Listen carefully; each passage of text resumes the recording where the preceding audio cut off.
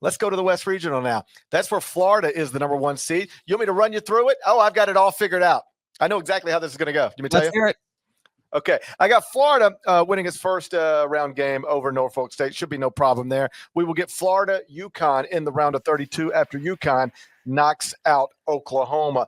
I've got Memphis beating Colorado State. I hate the Tyrese Hunter situation, but I don't know if you know, I live in Tennessee, Memphis area, specifically. I'm aware. Not Colorado. I don't gain anything from picking against the Tigers and having to walk around this place. So I will take Penny Hardaway's 5 seed to get past Colorado State.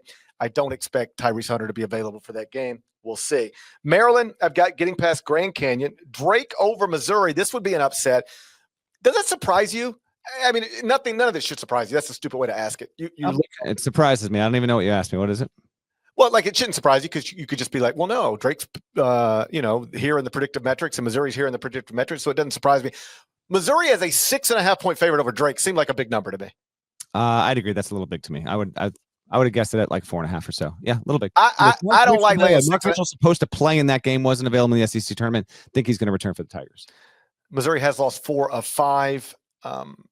Great season for Dennis Gates, obviously, but they have lost 4 or 5. And I wouldn't, if I were Missouri, want to lay 6.5 to a team that's won 30 games and multiple power conference programs are trying to hire their coach, probably. I've got Drake over Missouri. Texas Tech advancing. I've got Kansas over Arkansas in the John Calipari Bill Self matchup, and then Rick Pitino, St. John's into the round of 32. So I've got Florida, UConn. I'm going to take Florida to get past UConn. The dream of going back to back to back for the Huskies, I think, ends right there. I took Memphis over Maryland. This is before it became increasingly clear that Tyrese Hunter is probably not going to play. I'm not somebody who changes my bracket. I'm locked into it. I'll take Memphis to get to the Sweet 16 for the first time since 2009. Texas Tech over Drake, St. John's over Kansas, Florida over Memphis in the Sweet 16 to get to the Elite 8. I've got St. John's over Texas Tech, and then I got St. John's and Florida in the Elite 8, and I took the Red Storm, the Big East outright champs, Big East tournament champs. I've got Rick Pitino in San Antonio at the age of 72 with a Final Four team from the Big East. Reinforce that. Why St. John's? Beyond Rick Pitino, that's the biggest factor, obviously. You don't have Michigan State going. They have to face Auburn. That's a better team. Michigan State's bad from 3. St. John's is bad from 3. St. John's is number 1 defense in the country. Michigan State's one of the best teams. So why not MSU, but why St. John's instead? Because you can make the case that St. John's actually has the tougher 1 seed to face given the state of both teams right now. I think St. John's has the better best player in R.J. Lewis, might have this better second best player in Kadari Richmond. Excellent defensively, just wins. Outright Big East champions, Big East tournament champions, all-time great coach. Barely lost. And when they did, barely. Like, just nobody ran them off the court all year long. There is nothing we've seen at any point in the season that suggests a game's going to get away from St. John's. Games don't get away from them. I don't love the lack of three-point shooting. That has been an issue all season long, but it is not an issue that has prevented them from being a 30-win team on Selection Sunday. 30-4, the 4 losses by a total of 7 points with one of the greatest coaches of all time and the reigning Big East Player of the Year and Big East Tournament Most Outstanding Player. Number 1 defense in America. I wish they shot it better from 3. I think they can still win a national championship. Not doing it.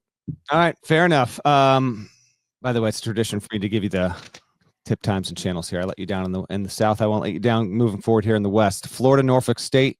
That is a Friday game, 6:50 TNT. I've got Florida winning, obviously. UConn, Oklahoma is going to follow that in Raleigh. It's a TNT game, approximately 9:25.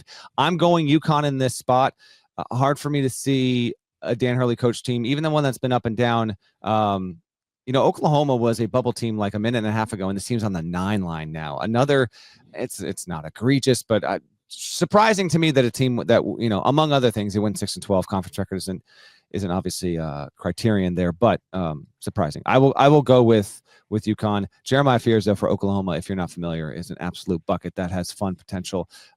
In Seattle, it will be 2 Eastern, Memphis and Colorado State getting it going. That game being on Friday on TBS. I'm going to go Rams because of no Hunter. Nick Clifford has been on one. I think he's averaging, I did the numbers in studio over the weekend. I want to say he's at like almost 26 points, 8 boards, 5 assists over his past like 6 games. He's been incredible. Maybe even like the past 8 or 9 games.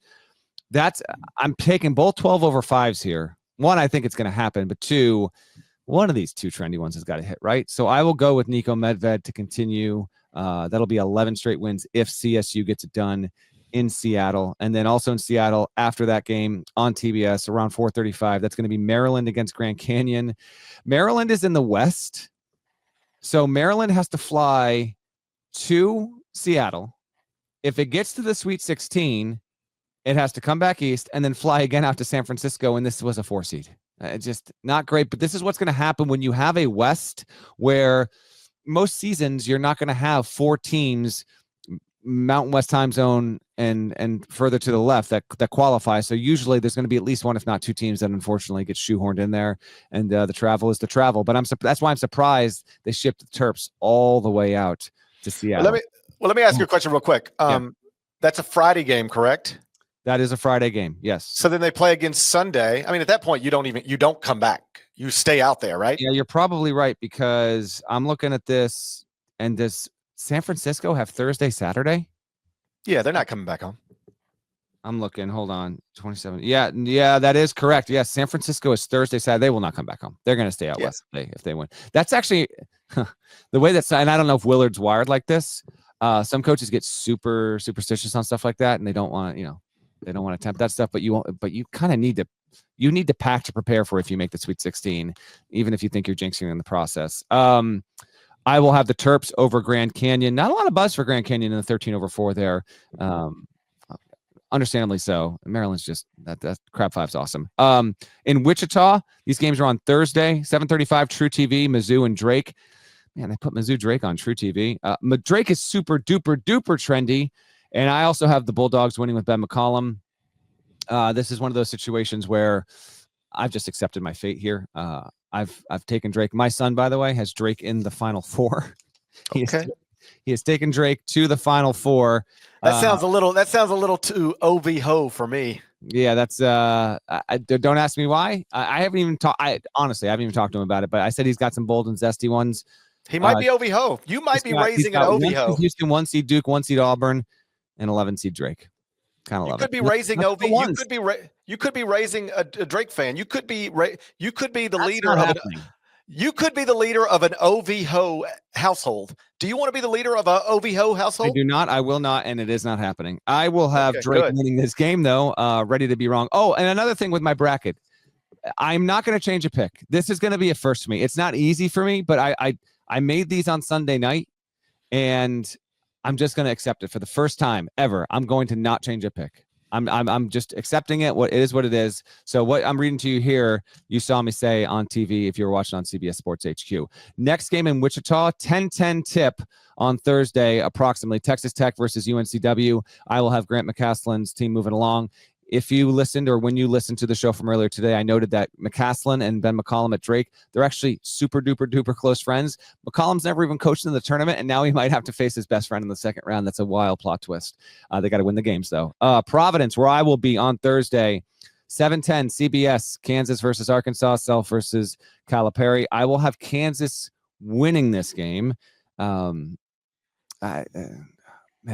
just it's such a good matchup because anything feels possible in this one. It really does. Anything on the table feels possible. And then the nightcap in Providence at the Dunk will be St. John's Omaha on CBS around 9:45. I will have St. John's moving along. All right, let's keep it going here with the West. I will have Florida over UConn, getting that done.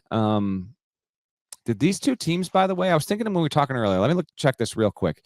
Did these two teams not meet in the 2014 Final Four? They did. It was the national semis. I thought that was the case. So these teams met all of 11 years ago. UConn won that game 63-53. This game will be much more high scoring than that one. I will have Maryland over Colorado State in the top half of the West. And then in the bottom, Drake versus Texas Tech. I've got Ben McCollum getting the best of Grant McCaslin. I'm going to take the Bulldogs to continue their winning ways and be a 32-3 team and be right there with UC San Diego as one of the best stories of the tournament through the first weekend. And then I will have Rick Pitino getting past Bill Self and moving along. As I do this in real time, if anyone in the chat knows, feel free dropping in on this. Has Pitino ever coached against Self? Am I missing something obvious here? Have they done it like 7 times and I can't remember it? If someone in the chat can look that up, I'd be curious if Pitino and Self have actually coached against each other ever. It would just seem almost impossible for them not to have at some point, but nothing pops into my head. I know. I'm sure it's happened, but I don't remember it when it would have happened. I'm just curious if these two have ever met. We know Pitino and Calipari met 2012 Final Four. That's a Cal win. They met 96 Final Four. That's a Pitino win. They met in the Sweet 16, and that was a Cal win. They've already met 3 or 4 times in the tournament. I know that. All right. I don't know about Self and Pitino, period. I just found something here. What do you got? A Reddit thread that says today will be the first ever matchup between Bill Self and Rick Pitino. Boom. Okay. So it looks when though? Like what was the Reddit thread? When it did they would do have been a Kansas Iona game. Kansas Iona.